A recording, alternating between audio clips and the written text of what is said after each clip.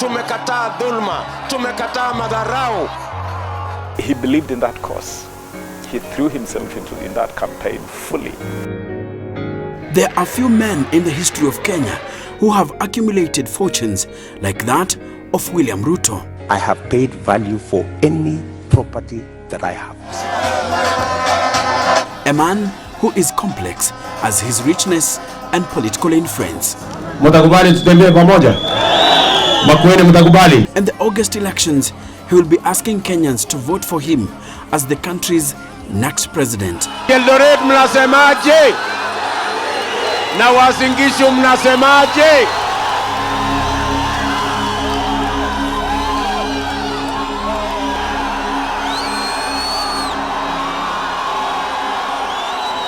This is William Ruto. We will overcome. Enough is enough. The Deputy President of the Republic of Kenya.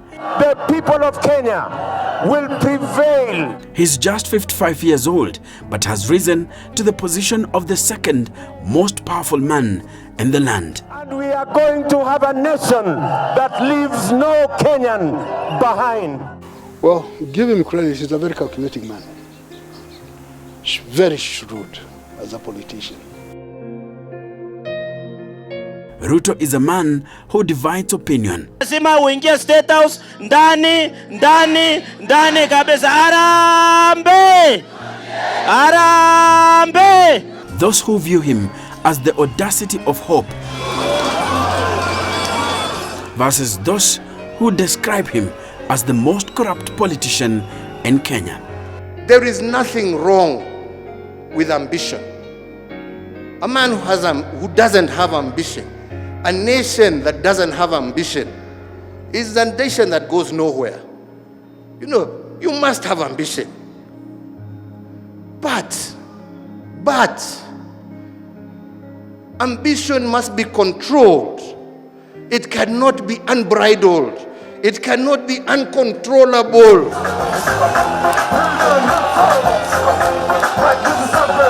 But one thing they agree on is that he is smart and articulate as he is rich. Wakati mulipiga kura, muliambiwa iko form 34B. Muliambiwa iko mahali ya kuweka sahihi. Muliambiwa kuna mahali itapigwa muhuri. But Arap Ruto wasn't born in wealth. His story actually begins in Kamagut village in Uasin Gishu County, west of the Great Rift Valley. It is here that he was born and raised up in an environment that can only be described as humble. Mtoto wa njia moja, sana darasani tulikuwa tunaelewana. Lazima muwe team up. Kama kuna watu walikuwa wamechezea nyinyi wakati ya katikati, wengine umeandikwa noisemaker hapo katikati, wakati ya kufunga shule sasa, tulikuwa tunaandamana na wengine wa pande nyingine, tunawachapa ndio tukimbie tuende nyumbani. He went to primary school barefoot, wearing his first pair of shoes at the age of 15. He did his early schooling at Kamagut Primary School, then joined Wareng Secondary School,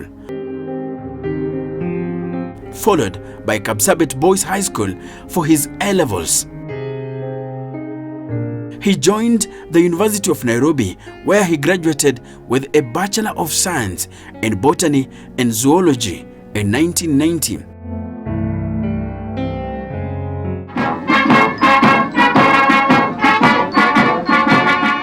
It was during his time in the university that he cultivated his friendship with Kenya's second president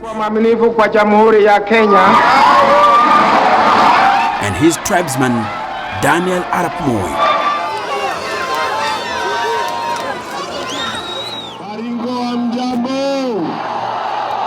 Baringo amjambo. Kabarnet chamgei. Uamone. In a past interview, William Ruto stated that his political journey started as an accident. The KICC was the scene of the apparent accident.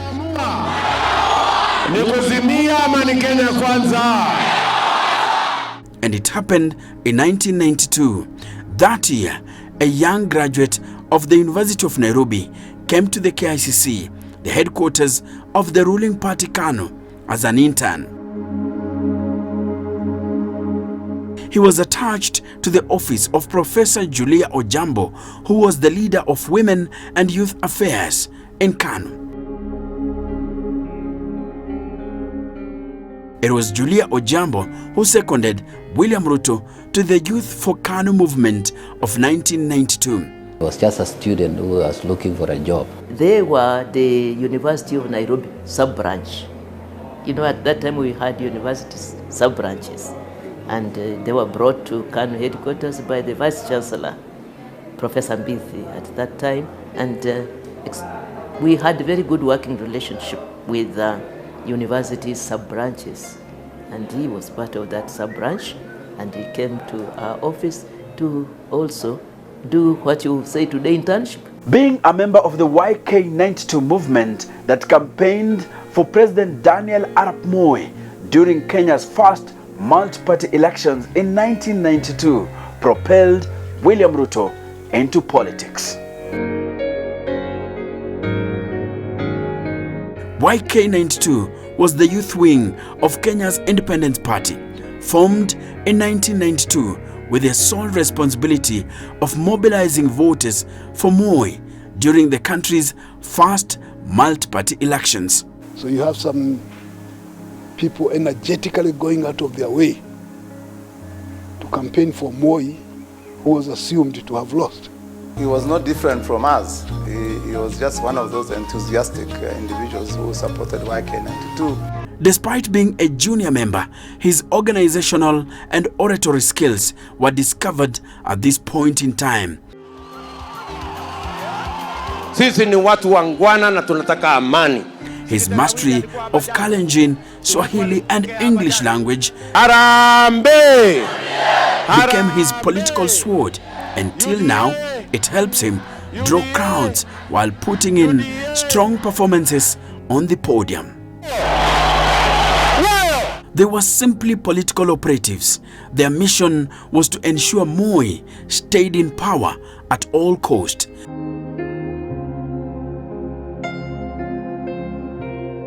They remain accused of dishing out money to voters in what is described as the advent of voter bribery in Kenya, electoral violence and plunder of public resources.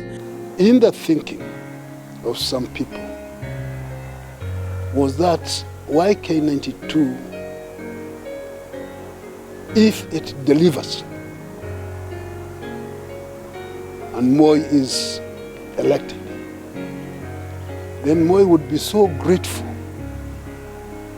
to them that he was going to make one of their men the leader, the titular or some hidden leader of YK92. Cyrus Jirongo was the leader, but he was not just the leader. There were some other forces. So the assumption is Moi would be so happy that he would make one of these other leaders vice president in gratitude. If he lost, because that was also a possibility, then this outfit, YK92, will take over KANU and its machinery and turn it into a vehicle for this leader, unnamed leader. And then see how whether he can governize the country to make him president in future. And so they played a big role in ensuring Daniel Arap Moi remained at the apex of the country's leadership structure. During this period, he learned the ropes of the Kenyan politics.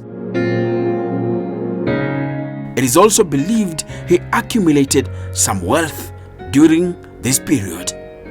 Moi knew that. And among the first things he did as soon as he was declared the winner was to do what? He destroyed YK92 immediately, because it seemingly had entertained strange thoughts. Even as a young man aged below 30 years old, Ruto had other plans. His appetite for elective politics had been ignited. He wanted a piece of the pie.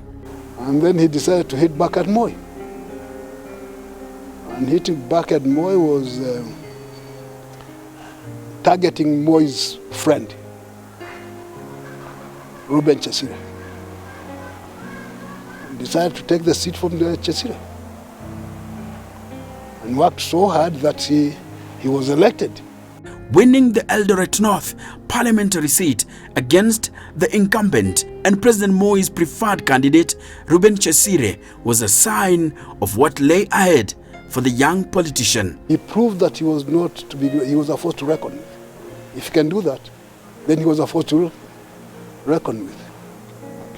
And after 1997, Moi brought him now closer.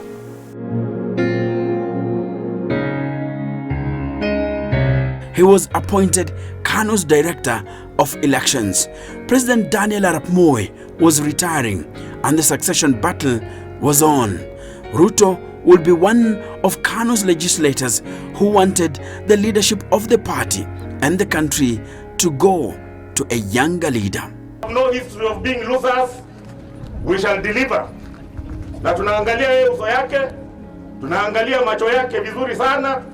Tunataka atumie sign yoyote kuonyesha ni direction gani, and will be in full combat gear. Elders katika bunge, kila mmoja wao akiwa mwanasiasa anasema mimi niko na vijana. They are proud of the youth. Mimi niko na vijana. I think it is time hata sisi kama vijana tuseme sisi tuko na wazee.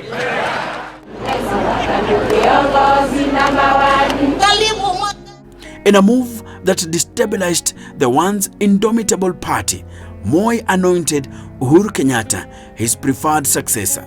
I think there is one credit you must give to the president, that he can read the public mood and read it well. The president did read very well that Kenyans needed change. And I don't think they are going to settle for anything less than change. And Uhuru will give that change that Kenyans want and are looking for. I think Kenyans want a change. We want new players. We want people who can do things in a different way, in a better way. Ruto's strong support for Kenyatta saw him get a place as Assistant Minister and the Home Affairs docket. And when government ministers led by Raila Odinga resigned to join the opposition, he will be promoted to be a full cabinet minister in the ministry.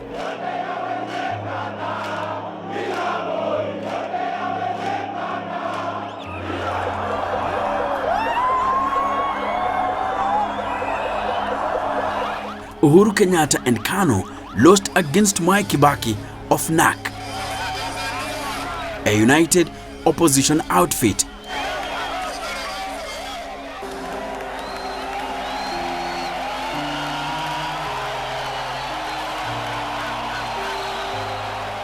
William Ruto retained his Eldoret North parliamentary seat and would become KANU's Secretary General, with Kenyatta the party chairman.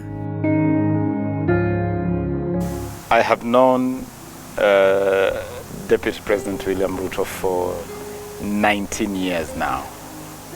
One morning in April 2003, I'm a young attorney, freshly out of law school, practicing law under my newly formed law firm, Abab Namamba Advocates. Offices on along State House Avenue. I'm seated in my office. My secretary tells me there is a gentleman at the reception who wishes to see you. I walk to my reception, and who do I find standing at my reception? William Samoei Ruto. And he tells me my name is William, and he's holding a newspaper. It was a Monday. He's holding a copy of the Sunday Nation. And he opens the page to the editorial page and says, I'm looking for the gentleman who wrote this story, who wrote this column. At that time, I was running a weekly Sunday column for the Sunday Nation. And he was showing me my column that I had penned the previous day for the Sunday Nation. So I look at it, I chuckle, and I'm like, come on, get to my office. Long story short, that encounter led to a whole host of things, including my introduction to the political space. Time for him to grow politically had arrived, and Moi's exit from active politics presented the perfect opportunity. Honorable Ruto told me he was on a mission to rebuild their political network that was started at that time. And later on, I would actually look back and realize that he was on a fishing expedition for political talent, fresh political blood to infuse into their movement, which at that time, one would never have imagined that the young, beaten, defeated Uhuru Kenyatta would, exactly 10 years later, in April 2013, be elected President of the Republic of Kenya, third President of the Republic, with William Ruto as his deputy. Sharp divisions had emerged in the ruling NARC government over failure by President Mwai Kibaki to honor a 2002 pre-election agreement. This will be, yes, it will be like this. Yes, and this will be enough. Sasa wamepata kiboko. Sasa matashika adabu, sio? And at that time, we worked together with Raila Odinga, the Kalenjin nation. And we stood very strongly against it. We were chungwa. Those are the guys who were banana. And we went across the country describing how rotten a banana is. And that it is better an orange because it is properly secured inside the peels. And we succeeded. And Kenyans listened. Kenyans listened. I was almost the bishop of the Katiba. The 2005 referendum will give a hammering blow to NARC. Na sisi tuko tayari kama wanachunga kwenda nao mpaka kule katika debe. Timu ya Orange imeshinda timu ya Ndizi, sivyo? Bao 10 kwa bila. This led to the formation of the Orange Democratic Movement, ODM, a political vehicle Raila Odinga used to challenge President Kibaki in 2007. William Ruto was a member of the Pentagon and vigorously campaigned for Odinga. I think, or rather, I believe William Ruto, like the famed distance runners from his Rift Valley backyard, is a long distance runner who somehow maps and plots the whole course of the race. If it's a 42-kilometer race, he maps it pretty much in advance and knows exactly at what pace he's going to take as each stage of the 42-kilometer course.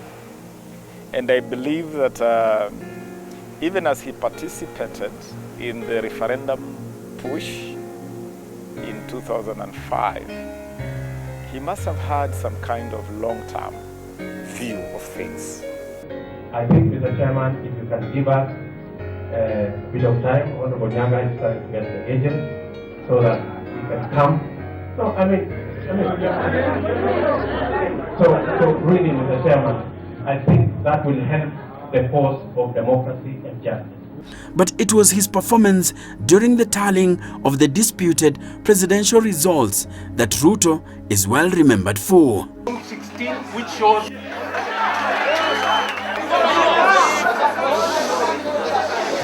the results that were announced here were just figures, computer printouts.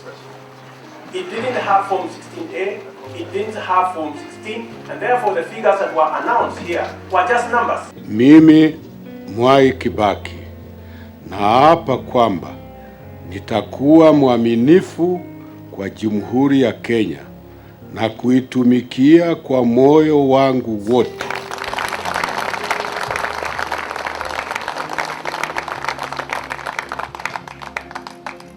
I don't know who called me and told me there is trouble.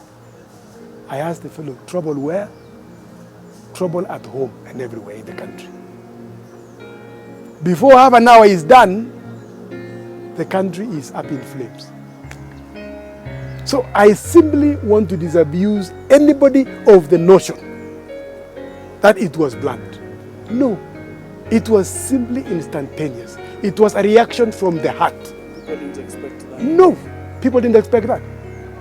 So for anybody to come later on and start insinuating that it was planned is simply falsehood and is simply not correct. Because if it was planned, I was in this system of Orange, I would have had.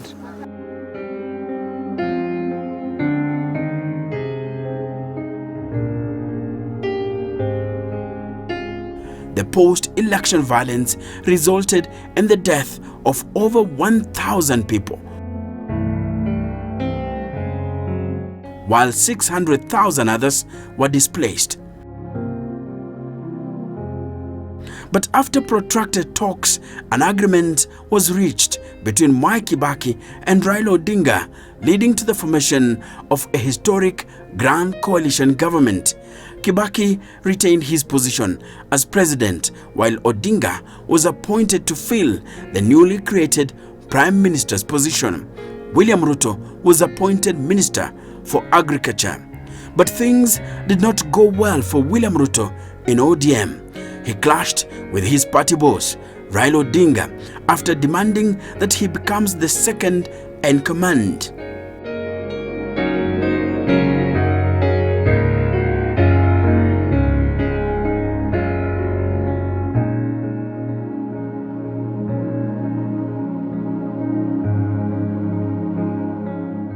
Accused of corruption and temporarily being suspended by Odinga, the relationship between Ruto and his party boss had reached a point of no return.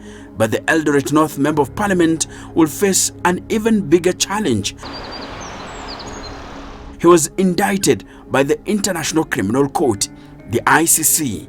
Together with Uhuru Kenyatta and 4 others, Ruto was facing crimes against humanity charges at the Hague-based court over the 2007-2008 post-election violence.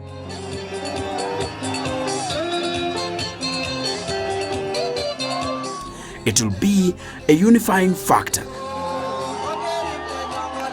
for what became the Uhuru Alliance.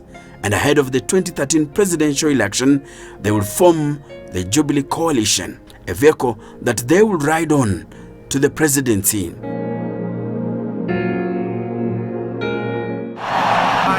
William Samoei Ruto.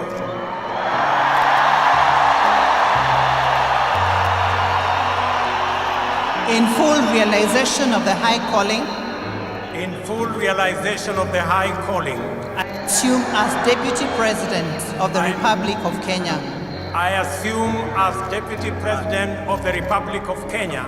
He will be the first Deputy President of Kenya under the 2010 Constitution, and that will move him a step closer to the house on the hill.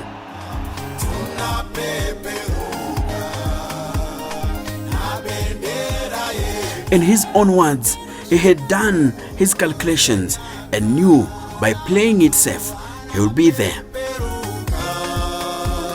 Wenye kuamua rais wa Kenya ni wa Kenya hawa, sio kotini. He only needed to ensure Uhuru Kenyatta's re-election in 2017. Tutawaomba kura yao tarehe 17, tuhakikishe ya kwamba mzee huyu sasa tumupeleke nyumbani asikuja kusumbua Ruto 2022. Which he did. Uhuru Kenyatta realization of the high calling. It will seem Ruto's path to State House had taken a clear shape. As President of the Republic of Kenya.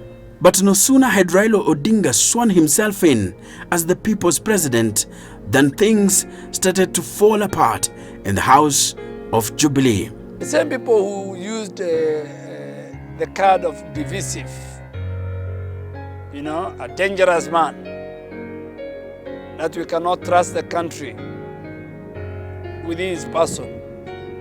The same people who carried that narrative against Raila Odinga are now carrying the narrative against William Ruto.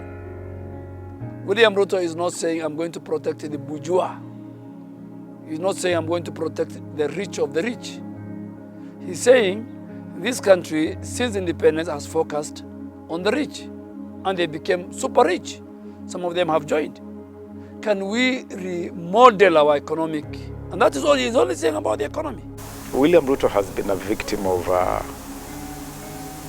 numerous attempts to barricade his progression, to pigeonhole him, to lock him in a pigeonhole, and to manage him, to limit him. Uhuru Kenyatta and Raila Odinga will agree to work together, putting the DP in a tight corner. Wewe tumechaguliwa pamoja na umeamua ya kwamba jukumu lako ni kuwa upinzani ndani ya serikali. Mimi basi nikaenda kutafuta baba, nikaenda kutafuta Wiper, Gideon, nani. Jameni njooni munisaidie hapa kwa sababu mambo imekuwa mrama. Sasa wakinisaidia kutimiza ajenda yangu, ubaya uko wapi? Si ni mjinga hawezi kuenda kuomba usaidizi na nyumba yake huko inataka maji kuweka kuzima moto. Na moto umewashwa na wale wako ndani. Nikienda kuambia jirani ndoo ya maji njoo. Nimefanya makosa. His former party boss in Jubilee Party and the president of Kenya has asked Kenyans to vote for his opponent, Raila Odinga. Kenyatta accuses Ruto of being the chief architect of corruption that bedeviled his government during his first term. Kuna mtu nilifukuza. Wenyewe ndio walijiondoa ama ni mimi niliwaondoa? Si ni wenyewe walijiondoa. Wasisimame pahali popote waseme Jubilee imefukuza mtu. Ukijifukuza jistaki wewe mwenyewe ni kwa sababu gani ulijifukuza, lakini usiseme kuna wengine ambao wamekufukuza. Umefukuzwa kwa sababu ya tamaa badala ya kutuliza tamaa. Haya, umejifukuza. Marafiki zake, washirika wake ndio wametuibia pesa ya wagonjwa pale kwa KEMSA, na alafu wakatuambia, wakatudanganya ati siku 21 wale waliiba pesa ya KEMSA ati watapelekwa kotini. Leo ni miaka mitatu hata mtu mmoja hatapelekwa kotini. Wezi wa bilioni 17. The fight between the two have escalated in the last few days. My name is Anoxicoli, and this is the Kenyan Historian.